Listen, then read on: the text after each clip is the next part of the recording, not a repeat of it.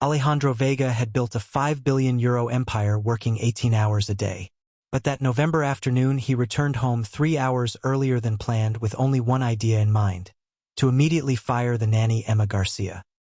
He had received an anonymous call accusing him of being too lenient with the staff, and he had decided to conduct a surprise inspection. Upon quietly entering her Madrid villa, he expected to find Emma watching television or talking on the phone instead of taking care of her 8-month-old twins. However, what he saw left him speechless. Emma was cleaning the kitchen with obsessive precision while carrying her 2 babies strapped to her chest, singing them a lullaby in a very sweet voice. The twins, Francisco and Sofia, who always cried with all the other nannies, slept peacefully against the chest of that woman whom Alejandro was about to destroy with a decision that would forever change all their lives. Alejandro Vega never left the office before 10 p.m. At 40, the CEO of Vega Industries had sacrificed everything for success. Marriage, friendships, even his relationship with his twin sons, who were born 8 months earlier. Since his wife Carmen had died during the cesarean section, Alejandro had transformed his grief into work fury that kept him away from home for weeks. That November afternoon, while closing another multimillion-dollar deal from his office on the 50th floor of the Madrid skyscraper, he received an anonymous call. An unfamiliar voice informed her that her nanny was behaving inappropriately during her absences. Alejandro had already fired 4 nannies in 8 months. The first reason was that the babies cried too much. The second reason was that he was always on the phone. The third was because of the messy house, the fourth because of dermatitis that Francisco had developed. Emma Garcia was the 5th, hired 3 weeks earlier, through a prestigious agency, driven by the anger and distrust that characterized his human relationships. Alejandro closed his computer, got into the Aston Martin, and headed towards the villa. He didn't call to warn anyone. I wanted to catch Emma doing something wrong. If history repeated itself, I would fire her immediately. The modernist villa from the 1920s, renovated with all modern amenities, was shrouded in silence when Alejandro opened the front door. It was 7 p.m., lunchtime for Francisco and Sofia. I expected to hear her desperate cries, as always with the other nannies. Instead, the silence was only broken by a female voice singing softly. Alejandro approached the kitchen following that sweet melody, preparing to discover Emma looking at her mobile phone while the babies were left unattended. What he saw hit him like a punch. Emma was methodically cleaning the countertop, but she had both twins strapped to her chest with a baby carrier system. Francisco and Sofia slept soundly against her with the serene little faces that Alejandro hadn't seen in 8 months. Emma moved with silent grace, cleaning each surface while still singing softly. Every gesture was calibrated so as not to wake the babies. Every movement is fluid and natural. She was wearing the required blue uniform, but had added a yellow apron to protect the children from cleaning products. Alejandro remained motionless, feeling something unknown pressing on his chest. In 8 months, she had never seen her children so calm. I had never felt that peace in my home. I had never seen anyone take care of Francisco and Sofia with such naturalness and love. Emma continued singing, unaware of being watched. Her voice was sweet and melodious, the words of a lullaby that Alejandro recognized from his childhood. The babies seemed bewitched. Even in their sleep, they smiled slightly. When Emma turned to pick up a cloth, she saw Alexander in the doorway and froze. Panic crossed his dark eyes, and instinctively placed her hands over the babies to protect them. Her voice trembled as she whispered apologies, explaining that the babies were getting restless in the park and she had thought about keeping them with her. I hoped I hadn't done anything wrong, but they seemed more at ease that way.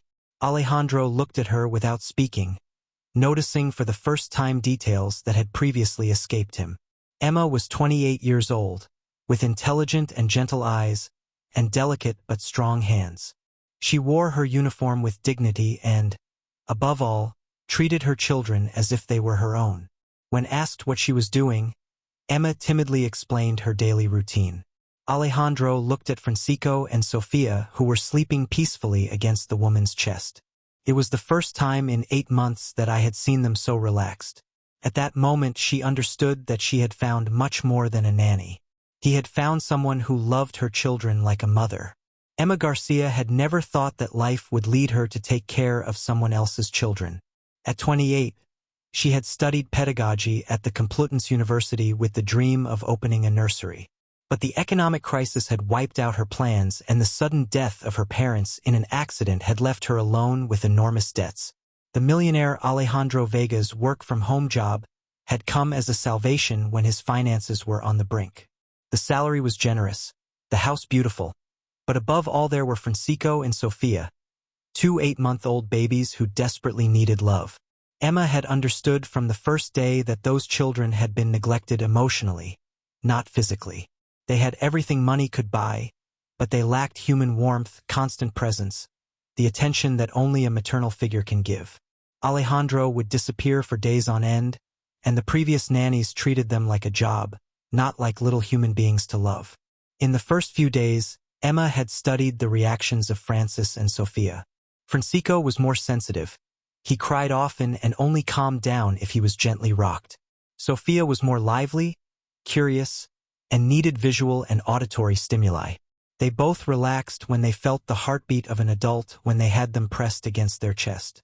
Thus, Emma had started using baby carriers while doing her chores. It wasn't a technique learned from books, but a natural instinct that suggested to him that those little ones needed constant physical contact. The results had been immediate. The crying had decreased, the babies were sleeping better, and they were eating with more appetite. The afternoon Alejandro surprised her again. Emma was following the routine she had developed over the previous 3 weeks. After lunch, she had the babies with her while she tidied up the kitchen. She rocked them while singing the lullabies that her mother sang to her. He made them feel part of what he was doing instead of leaving them alone. When she saw Alexander on the threshold, Emma's heart stopped. He knew his career would end that afternoon. No wealthy employer would accept seeing a domestic worker carrying their children around as if they were her own. But it was too late to pretend, too late to hide the love that had developed between Francisco and Sofia. Alejandro's question caught her by surprise. The tone was not accusatory as I had expected, but almost curious.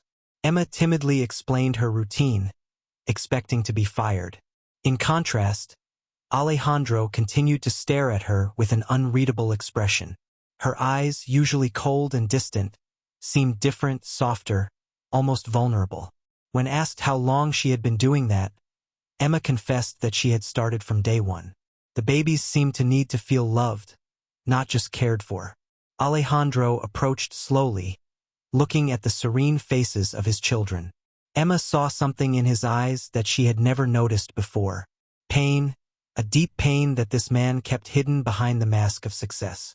Alejandro admitted that he had never seen them so calm. Emma felt her courage grow and explained that Francisco and Sofia were wonderful, intelligent children, full of life. They just needed to feel that someone loved them unconditionally. Alejandro lowered his gaze, confessing that he wasn't good with children. After his wife's death, he couldn't even look at him without feeling unbearable pain. Emma understood everything. That powerful man was suffering as much as his children. The loss of his wife had driven him to flee from fatherhood, transforming his grief into obsessive work. Gently, Emma told him that children didn't need a perfect father, but a present one. When I looked at him, I saw all the love in the world in his eyes. He was just afraid to show it. At that moment, Francisco opened his eyes and looked at his father. For the first time in 8 months, she didn't start crying when she saw Alejandro. She smiled, extending her little hand towards him. Alejandro felt like the world was stopping. His son was looking at him without fear, without agitation. She was smiling at him, and he understood that this nanny had done in 3 weeks what he hadn't managed to do in 8 months. He had made his children happy. That night, Alejandro couldn't sleep. After watching Emma put Francisco and Sofia to bed with infinite tenderness, he had retreated to his study trying to work, but the numbers on the papers made no sense. In his mind, only the image of his children, serene in the arms of that woman, resonated. For 8 months he had lived like a stranger in his own home. Francisco and Sofia had Carmen's eyes, the same intense green, the same almond shape. Every time he looked at them, he saw his wife and his heart broke all over again. Carmen had wanted those children more than anything else. Then, an unforeseen complication during the cesarean section took her life. The next day, Alejandro did something he hadn't done for months. He woke up early to see his children. He went down to the children's room and found Emma sitting in the nursing chair with Francisco and Sofia on her lap. I was showing them a colorful cloth book, imitating animal sounds. The babies were laughing, a sound that Alejandro hadn't heard for too long. Emma stood up embarrassed, but Alejandro asked her to continue. He sat in front of them, observing the natural way in which they interacted. He knew that Francisco preferred warm colors and Sofia preferred cool ones, that Francisco calmed down with sweet sounds and Sofia with rhythmic ones. When Alejandro asked how she knew all those things, Emma explained that she had studied pedagogy and, above all, had spent a lot of time with them. Francisco began to complain and Emma immediately took him in her arms. I was hungry, he explained. Francisco always ate 10 minutes before Sofia. Alejandro looked at her in amazement. In 8 months, I had never noticed those details. Suddenly, Alejandro asked Emma to teach him how to be his father. Emma saw pure vulnerability in his eyes. That powerful man was admitting that he didn't know how to love his children. He explained to her that he was now her father. I was just afraid of being one. Francisco and Sofia were not a reminder of what he had lost, but a promise of what he could still have. Sofia stretched out her arms towards Alejandro, hesitated, then slowly took him in her arms. The little girl looked him in the eyes and smiled, bringing her little hand to her face. Alejandro felt tears sting his eyes. His daughter recognized him as her father. From that day on, Alejandro began a routine he had never had before. Every morning I spent an hour with Francisco and Sofia. Emma guided him with infinite patience, teaching him how to calm them, how to interpret their needs. Week after week, Alejandro discovered he had a paternal instinct he thought he had lost and discovered that Emma was not just an extraordinary nanny. She was the woman who had saved her family, bringing love back to a home where only pain reigned. 2 months after that first afternoon, Villa Vega was unrecognizable, where before there had been a deathly silence interrupted only by cries. Now laughter, conversation, and the music of Emma's lullabies could be heard. Alejandro had drastically reduced his office hours. She was leaving now after having breakfast with Francisco and Sofia. He would come home for lunch when possible, and in the afternoon he was always home for the goodnight routine. His colleagues noticed that he had become more creative, more efficient, and paradoxically more productive while working fewer hours. Emma had transformed each room into a space tailored to a child. The living room had a colorful play corner. The kitchen a double high chair. Are you enjoying this story? Leave a like and subscribe to the channel. Now we continue with the video. The garden was equipped with safe games, but the biggest change was in Alejandro himself. The cold man who ran away from emotions had given way to a present and loving father. One afternoon in February, while Francisco and Sofia slept and Emma prepared her things for the next day, Alejandro watched her silently. She moved around the house with the naturalness of someone who belongs there, with the love of someone who considers those children her family. Alejandro asked her a personal question. Why had she never had children of her own? Emma lowered her gaze, confessing that she had never found the right man. When her parents died, she had to think about debts, work, and family dreams had taken a back seat. When Alejandro asked if it hurt that he hadn't had his own family, Emma looked towards the nursery where Francisco and Sofia were sleeping. He didn't say it sincerely. I had found something better, a family that had chosen to love her, instead of a family that had to love her out of blood obligation. Alejandro felt something stir in his chest. Emma did not consider her work as just a job. He considered the three of them to be his family. Alejandro approached, confessing that Emma was not just Francisco and Sofia's nanny. She was the mother they had never had, the woman who had saved that family. And then, in a trembling voice, he admitted that he had fallen in love with her. Emma protested that it wasn't fair. He was a millionaire. She's just a nanny. They came from different worlds. But Alejandro explained to her that in those months she had taught him more about love than he had learned in 40 years. He had made him become the father he wanted to be. He had helped him out of the darkness. Emma confessed that she loved him too. Loved him ever since I had seen him look at Francisco and Sofia with eyes full of pain and love. I loved him for the man he had become, for the wonderful father he had learned to be. Alejandro kissed her sweetly, a kiss that tasted of family, of the future, of true love. At that moment, Francisco's crying came from the nursery. They parted smiling and together went to check on their child, because Francisco and Sofia already belonged to both of them in their hearts, if not yet in the official documents.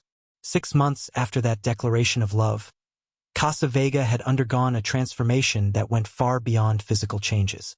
Alejandro had officially asked Emma to marry him during a romantic dinner held in the garden, while Francisco and Sofia slept in their strollers next to the candlelit table.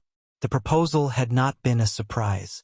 In the preceding weeks, Alejandro and Emma had talked at length about their future together, their dreams for the children, and how they wanted to build their family.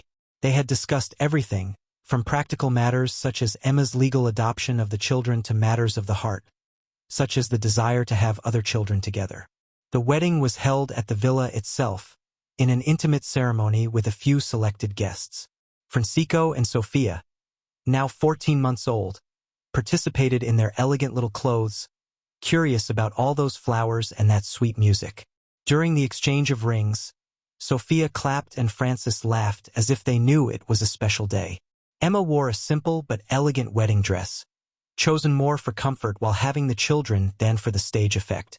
Alejandro had never seen her so beautiful, radiant with a happiness that lit up her face. The most exciting moment came when the celebrant asked if anyone had any objections to the marriage. From the audience rose Sofia's high-pitched voice, who spoke her first clear word while looking at Emma. Everyone burst out laughing, and Alejandro felt his heart explode with joy. The honeymoon was unlike any traditional romantic trip. Instead of leaving for an exotic destination, Alejandro and Emma chose to stay in the villa, transforming it into their family love nest. They took 2 weeks off from work, devoting themselves entirely to the children and their new life together. It was 2 weeks of pure domestic magic. Alejandro learned to cook by following Emma's instructions. She learned to manage some aspects of the company that Alejandro wanted to share. Together they created new family routines. Breakfasts in the garden when the weather permitted, afternoons playing all together. The nights watching movies while Francisco and Sofia fell asleep on her breasts. The first real test for his new family came when Francisco fell ill with bronchitis. It was the first serious illness since Emma had entered their lives, and Alejandro was overcome by panic. But Emma handled the situation calmly and competently, coordinating the doctors, preparing medicines, and watching over the child day and night. Alejandro watched her take care of Francisco with the dedication of a biological mother and finally understood that love has nothing to do with DNA. Emma loved those children as if she had given birth to them herself, and they saw her as their real mother. When Francisco recovered, Alejandro made an important decision. She called the best family lawyer in Madrid and started the legal adoption process for Francisco and Sofia by Emma. He wanted his family to be recognized by law as well as by heart. The day the documents were signed, Emma cried tears of joy holding her children in her arms, finally also on paper. Alejandro looked at that scene and realized he had found something worth more than all his billions. A true family, built on love and the daily choice to care for one another. But the greatest gift came 6 months after the wedding, when Emma gave him the news that they were expecting a baby.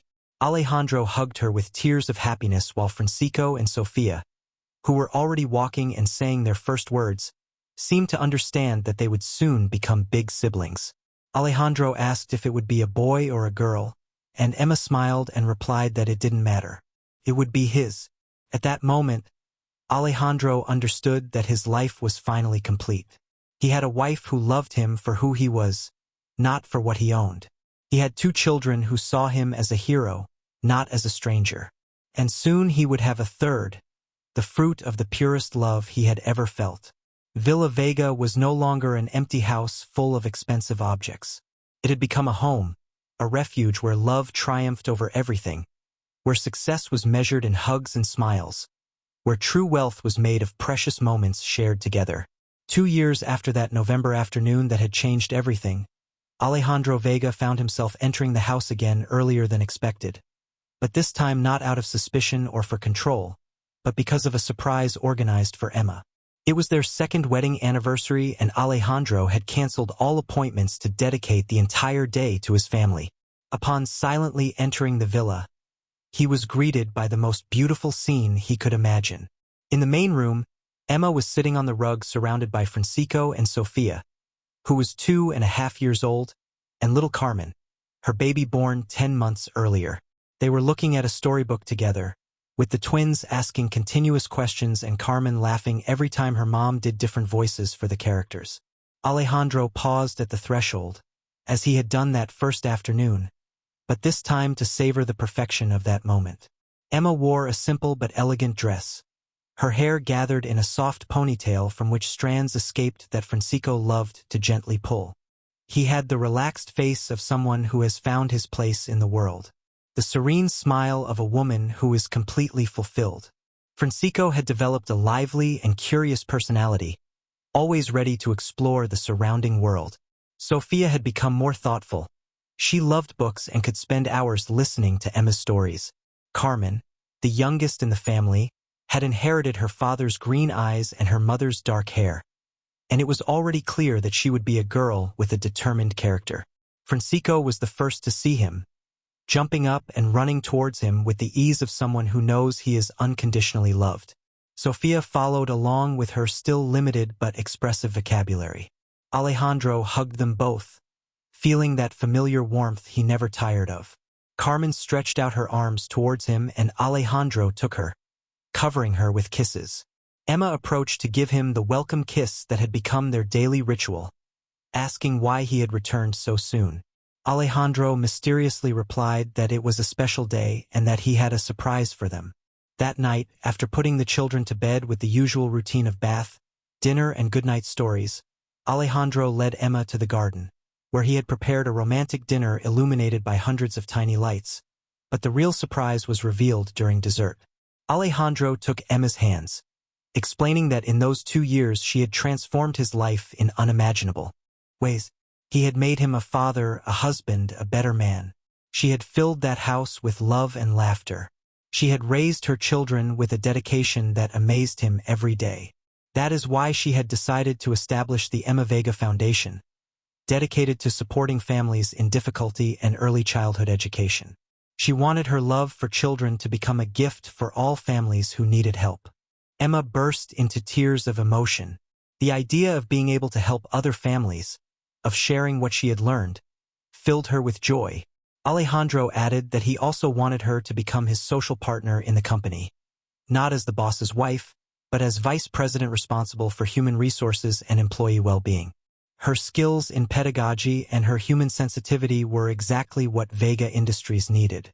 Emma protested, saying she knew nothing about business, but Alejandro explained that he knew everything about people. And a company is made up of people, not numbers. She had saved the most important family in her life. He was sure he could also help the other families who worked for them. That night, as they lay in their double bed listening to the children's calm breathing through the intercom, Alejandro and Emma reflected on the incredible journey that had brought them there. Emma confessed that she thought that afternoon, when Alejandro had returned to control her, fate was orchestrating something much bigger than them. Francisco and Sofia needed a mother. Alejandro needed to rediscover the joy of being a father, and she needed to discover that true love really existed. Alejandro asked her if she believed in destiny, and Emma replied that she believed in love. She believed that when two people are meant to be together, the universe conspires to make them find each other. Even if one is a millionaire and the other a nanny. Alejandro kissed her sweetly, saying they were lucky that the universe had conspired for them. At that moment, Carmen's voice came through the intercom, babbling in her sleep, followed by Francisco's giggles, who was clearly awake. Emma got up to check, and Alejandro followed her. As always, they found Francisco sitting in the crib playing with a stuffed animal, while Sophia slept soundly and Carmen moved around, making adorable little sounds. Francisco, seeing them enter, said that Carmen did funny things. Alejandro and Emma burst out laughing. Her child believed that his little sister was actually talking to him in her nighttime coos. Emma suggested telling him a story to help him fall back asleep, and Francisco enthusiastically asked for the story of the family he met. It was the story Emma had invented to explain to the twins how they had become a family. A story of a sad dad who had forgotten how to smile, of two children who needed a lot of love, and of a heartfelt mom who had come to bring them all together. As Emma told her story and Alejandro listened, they both knew they were experiencing the most beautiful happy ending they could ever have imagined. A family born not of blood, but of choice. Raised not in privilege, but in love. Destined to be an example of how life can always surprise you in the most wonderful way. That night, when all the children were asleep and the house was quiet again, Alejandro and Emma fell asleep knowing that the next day they would wake up to their perfect life.